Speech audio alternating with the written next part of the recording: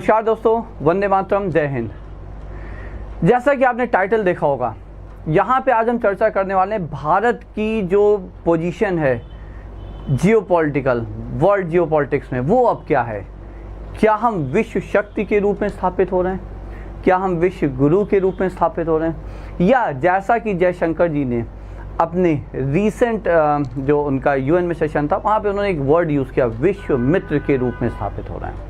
तो थोड़ा जल्दी इस बात को समझते हैं कि तीनों में डिफरेंस क्या है। देखिए, विश्व शक्ति के लिए उन्होंने जो वर्ल्ड पावर्स हैं, सुपर पावर्स हैं, ठीक है, तो वहाँ पे उन्होंने, देखिए जयशंकर जी की यदि आप स्पीच को सुने जो उन्होंने यूएन में दिया, और अभी वो ब्रिक्स के जो वहाँ पे एक सम्मेलन हो रहा था यूएस में, उसको भी उन्होंने कई जगह पे प्रेस कॉन्फ्रेंस की, कई जगह पे उसको उनका उद्बोधन आपने सुने होंगे, ठीक है। तो वहाँ पे उन्होंने कुछ चीज़ें बोली। उन्होंने रूल मेकर्स और रूल टेकर्स को कनेक्ट किया। रूल मेकर्स मतलब वो नेशन, वो शक्तियाँ जो सुपर पावर्स हैं, जो रूल बनाती हैं, and they try to impose it on other nations, दूसरे राष्ट्रों पे वो इम्पोज करने का प्रयास करते हैं। तो क्या हम विश्व शक्ति की ओर बढ़ रहे हैं?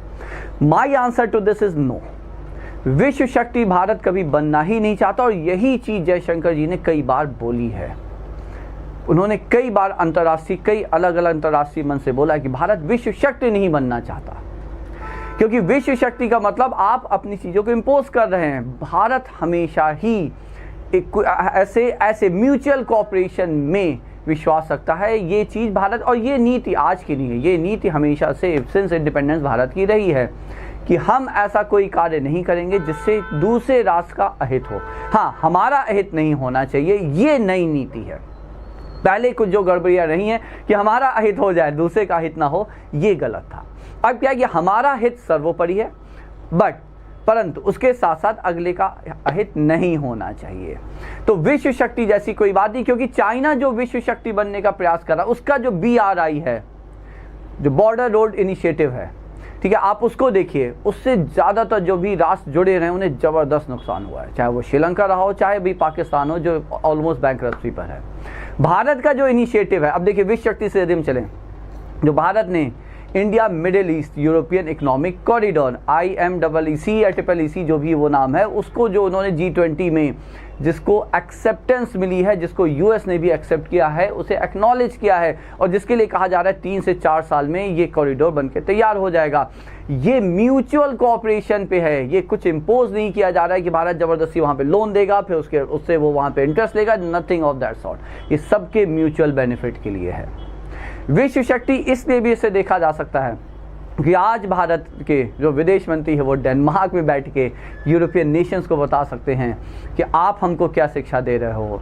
जब यूरोपियन नेशन में उनसे पूछा गया, यूरोप में उनसे पूछा गया, जब यूक्रेन रशिया वॉर चल रहा था, उनसे पूछा गया कि आप मतलब ये जो आप ऑयल रशिया से ले रहे हो, सस्ता क्रूड ऑयल, आप जब रशिया से ले रहे हो तो आप उनके फंड कर रहे हो उनकी उस लड़ाई को जो उन्होंने यूक्रेन पर चढ़ाई की।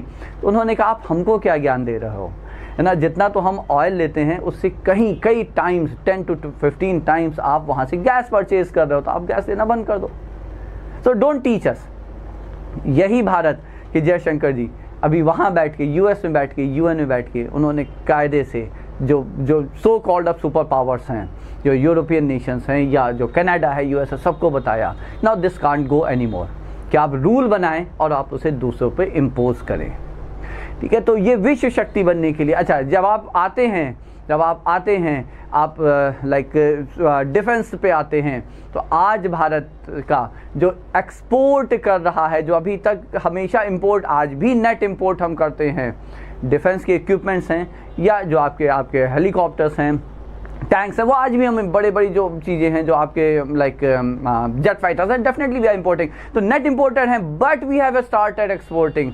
आज भारत उस सिचुएशन में है, उस पोजीशन में है कि उसने कम से कम 75 ऐसे इक्विपमेंट हैं जिसके इंपोर्ट पे बैन लगा रखा है। We are making them in India and we are exporting them to the other nations. Bharat का जो तेजस है उसको लेने के लिए बाहर के नेशंस ने काफ़ी इंटरेस्ट शो किया हुआ है। भारत के ऐसे कई सारे सिस्टम्स हैं, डिफेंस इक्विपमेंट्स हैं जो अब एक्सपोर्ट हो रहे हैं first time in the history of India. ये तो हम लोग विश्व शक्ति बनने की ओर हैं, बट भारत विश्व शक्ति बनना नहीं चाहता, तो विश्व शक्ति भी हम है भी नहीं। परंतु अब बात आती क्या विश्व गुरु हैं, तो देखिए इसके लिए भी बड़ा इंपॉर्टेंट एक पॉइंट आया है कि विश्व गुरु तो आप तब बनेंगे जब आपको दूसरे नेशन, जो दूसरे राष्ट्र हैं, जो विश्व है, वो आपको कहेगा कि हाँ विश्व गुरु हैं। आप अपने को नहीं क्लेम कर सकते ना कि हम विश्व गुरु हैं, no, others have to definitely tell us या से कि हाँ भारत अब विश्व गुरु है। तो बट क्या विश्व मित्र तो डेफिनेटली वी आर, उसके लिए हम आपको बहुत सारे पॉइंट दे रहे हैं, बट विश्व गुरु और विश्व मित्र they are very close things, ठीक है। Definitely the better word is विश्व मित्र, ठीक है। बट देखिए अब आप समझिए इकोनॉमिक साइड पे यदि हम देखते हैं, आज भारत 5वीं सबसे बड़ी अर्थव्यवस्था है, सबसे बड़ा मोस्ट पॉपुलेटेड नेशन है, सबसे बड़ी डेमोक्रेसी है ऑन दी अर्थ। तो विश्व गुरु बनने के लिए we are the biggest democracy on earth. Second point, economy में देखें, though we are just the 5th largest, but coming 4-5 years में we are going to be the 3rd largest the way the things are going on. हम सबसे तेजी से बढ़ती हुई अर्थव्यवस्था हैं, सबसे बड़ा कंज्यूमर हम लोगों के पास कंज्यूमर ग्रुप है, और उनके हम लोगों के पास परचेजिंग पावर है।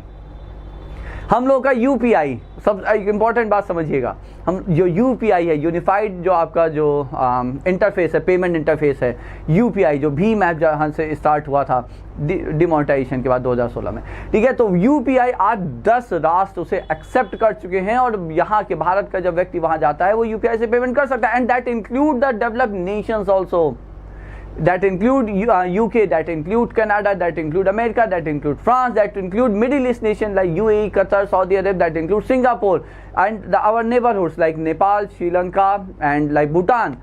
10 कम से कम ऐसे राष्ट्र हैं जो यूपीआई को एक्सेप्ट करें। उन्होंने समझा है कि यूपीआई भारत का एक मैजिकल इंटरफेस है।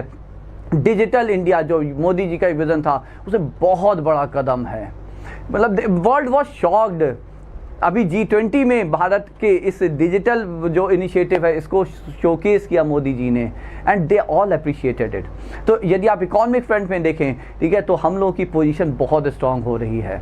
मोर ओवर आप समझिए इस यूपीआई के हेल्प से बहुत बड़ा कदम जो शायद बहुत सारे लोग नहीं रियलाइज कर रहे हैं, जो वीज़ा और मास्टर कार्ड, इनकी जो हेजेमनी थी थ्रू आउट द वर्ल्ड, आप कहीं भी जाइए वीज़ा मास्टर कार्ड चलते, उसको ब्रेक कर दिया है भारत में। They are totally almost shattered, because Bharat जैसा इतना बड़ा मार्केट उनके हाथ से निकल गया है। Not how many are using cards, कितने लोग कार्ड यूज़ कर रहे हैं? बहुत कम लोग कार्ड्स यूज़ कर रहे हैं।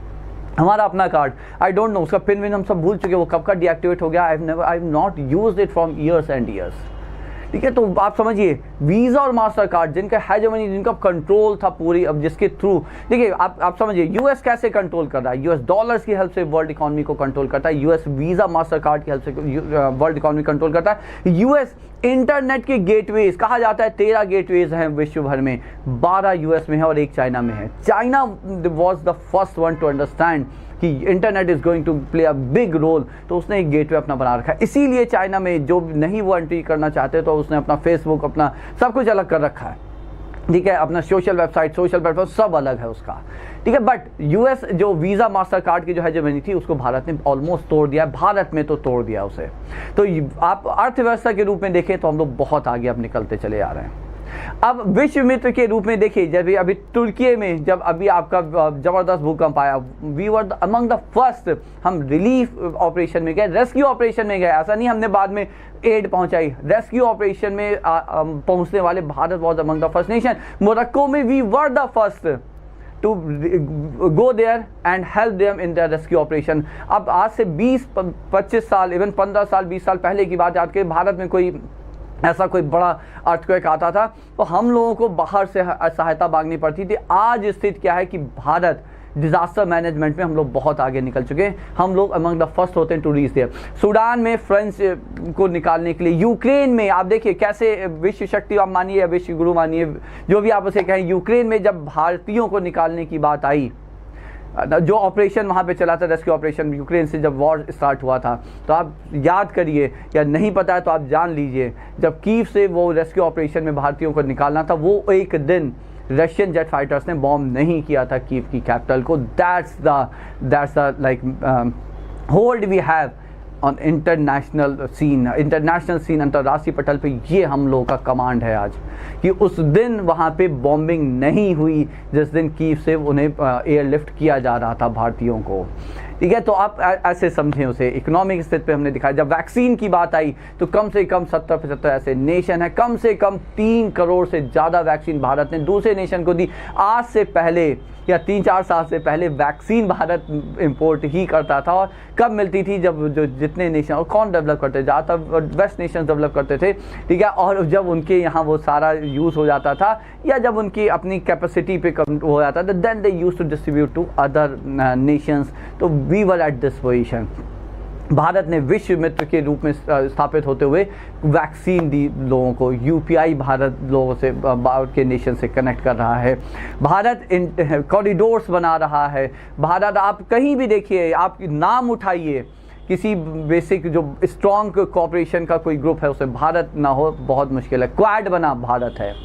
I2U2 बना, ठीक है, यूएई और US and then India Israel, उसमें भारत है। G20 में भारत है। भारत का ये दबदबा था कि अफ्रीकन यूनियन G20 में एज अ ग्रुप शामिल हो जाता है। वो G21 हो गया। Of course that's no more a G20 as a group of not 20, it's 21 now including African Union. ठीक है, अब आप देखिए, लास्ट एक पॉइंट और हम कहेंगे। पिछले लगभग 1 साल 1.5 साल के अंदर लगभग 19 ऐसे टेररिस्ट, मोस्ट वांटेड टेररिस्ट विदेशी धरतियों पे मारे गए हैं जो आज तक नहीं हुआ है। आप नाम शुरू करिए। निज्जर, जिसको तो आप लोग कनाडा पे पहले ऑलरेडी डिस्कस कर चुके। कनाडा, क्या नाम था उसका, खालिस्तानी टाइगर फोर्स का वो हेड था। या Panjwar, I think it's Paramjit Panjwar, London में मर गया। सो डेफिनेटली वो मर गया। And again I will quote unquote, I will say कि आप यहाँ पे भरते हुए भारत के दबदबे को देखिए। लंदन की वहाँ की जो गवर्नमेंट के, उन्होंने कहा हाँ वो तो सुसाइड, मतलब वो जहर वहर कुछ नहीं दिया गया, वो अचानक से मर गया। अचानक से कैसे मर गया? And who was Panjwar? Panjwar was the like handler of Amritpal Singh here, ठीक है, जो खालिस्तानी यहाँ पे मूवमेंट को खड़ा कर रहा था। ठीक है, और he was the Khalistan liberation force का वो हेड था वहाँ पे।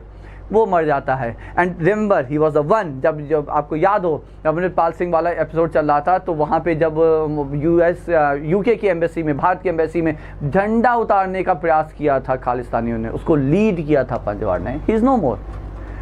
आप बात करें like Avtar Singh, he was here in Khanda. Avtar Singh Khanda, actually he was Avtar Singh Khanda in London. Panjwar तो he was here, Khalistani commando force का हेड था। He was killed in Pakistan while he was walking in the park, and उसके surrounding में उसके 3-4 अपने security persons थे, वो मर गया। ठीक है, आप याद करिए जो वो कांधार का जो वाजपेयी जी के समय में, अटल भाई वाजपेयी जी के सरकार के समय में जो वो हाईजैक हुआ था, उसमें से एक टेररिस्ट अभी रिसेंटली कुछ महीने पहले मारा गया पाकिस्तान में। हाफिज सईद का बेटा कमरुद्दीन सईद गायब हो जाता है, and now it is being said कि वो मर जाता है। हाफिज सईद का साला वो अचानक से गायब हो जाता है, मर जाता है। पाकिस्तान के अंदर कम से कम 10 ऐसे टेररिस्ट जो मोस्ट वांटेड लिस्ट में भारत के, वो मर रहे हैं। तो पहले तो उन्हें कहा गया कि वो गैंग वॉर में मर रहे हैं, and then their own police started saying कि some unknown assailants, उन्हें गन शूटर्स जो है वो मार रहे हैं। हालत ये हो गई कि टेररिस्ट जो दहशत फैलाते थे, वो आज उनको ISI ने सेफेस्ट हाउस में बंद किया हुआ है। वो नज़रबंद हैं, वो सेफ हाउस में बंद हैं। ये है भारत की शक्ति। तो no one is saying except Pakistan. Of course Pakistan भी खुल के नहीं बोल पा रहा है, क्योंकि एक्सेप्टेंस होगा कि हाँ भारत इतना स्ट्रांग हो चुका है कि वो घुस के मार रहे हैं, जिनको चाह रहे हैं वो मार रहे हैं। हाफिज सईद सेफेस्ट हाउस के अंदर रख दिया गया है। सो अब क्या और क्या? तो विश्व शक्ति, विश्व गुरु या विश्व मित्र, तीनों में से यदि आप देखें तो कहीं ना कहीं कुछ ना कुछ कड़ी से कड़ी हर जगह जुड़ रही है दोस्तों। ठीक है, तो चलिए आज के लिए बस इतना ही। Will come up with some next another topic in the next talks.